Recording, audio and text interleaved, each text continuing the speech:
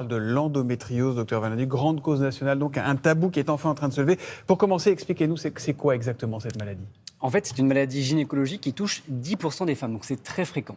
On va parler d'endométriose lorsque des fragments d'endomètre, l'endomètre c'est le tissu qui tapisse la paroi interne de l'utérus, vont se retrouver en dehors de l'utérus et elles vont aller se mettre, ces lésions vont aller se mettre sur la vessie, le côlon, le rectum, même le diaphragme. Et ça va engendrer des douleurs. Pourquoi? En fait, ça, on va faire un petit rappel anatomique. Thomas, sur le cycle menstruel, mesdames, je vous épargne, mais Thomas, je vous fais un petit recours, un petit refresh de bio. En fait, tous les mois, avec la variation hormonale, les femmes, effectivement, ont leur cycle menstruel, éliminent dans les règles l'endomètre. Donc, je vous l'ai dit, c'est ce tissu qui tapisse l'intérieur de l'utérus et également l'ovule non fécondé. Donc, comme il y a cette variation hormonale, l'endomètre qui est sensible et il va être éliminé. Donc, la même chose, les lésions qui vont se trouver en dehors de l'utérus vont elles aussi être sensibles à la variation hormonale. Elles vont se mettre à saigner, proliférer et engendrer les douleurs qu'on connaît. Et donc des douleurs très très importantes, hein, il faut le souligner. Oui. Quel est le mécanisme à l'origine de cette maladie ou en tout cas les facteurs de risque? Alors, en fait, le mécanisme n'est encore pas tout à fait connu, d'où l'importance de ce projet national pour multiplier les recherches et avoir des réponses. Il y aurait, effectivement, ce serait multifactoriel, génétique, hormonal. L'hypothèse qui revient le plus, c'est ce qu'on appelle des règles rétrogrades. Je vous en parlais, à chaque mois, on élimine l'endomètre et l'ovule. Et en fait, l'endomètre, tous les mois, est éliminé. Donc, on a dit, il est sorti par l'utérus, le vagin, puis l'extérieur.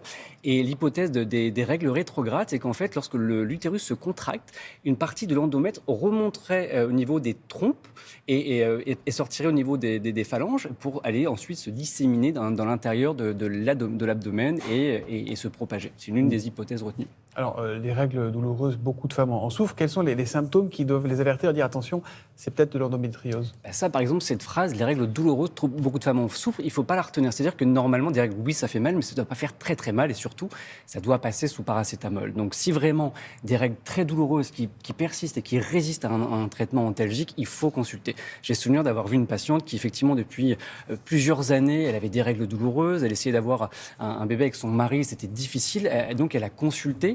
Et ça, c'était quand même l'un des premiers signes pour se dire « Ah, il y a peut-être de l'endométriose ». Parmi les autres signes, je vous disais, si les lésions ont été se disséminées sur la vessie, la patiente va avoir des troubles urinaires, elle peut avoir aussi du sang dans les urines. Si c'est sur le côlon, ça va être des douleurs à la défécation, ça peut être des douleurs aussi pendant les rapports sexuels, de l'infertilité.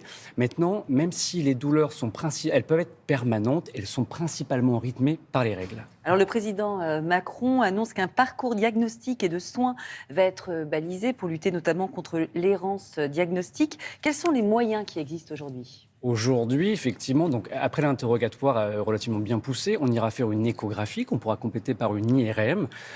Ensuite, et bien sûr, on aura l'avis d'un spécialiste, d'un gynécologue. Concernant les soins, vous l'avez bien compris, vu que c'est hormonosensible, ça va dépendre du cycle féminin, et on pourra prescrire une pilule qui va jouer et bloquer ce rôle, donc la pilule hormonale, le stérilet hormonal, l'implant hormonal également.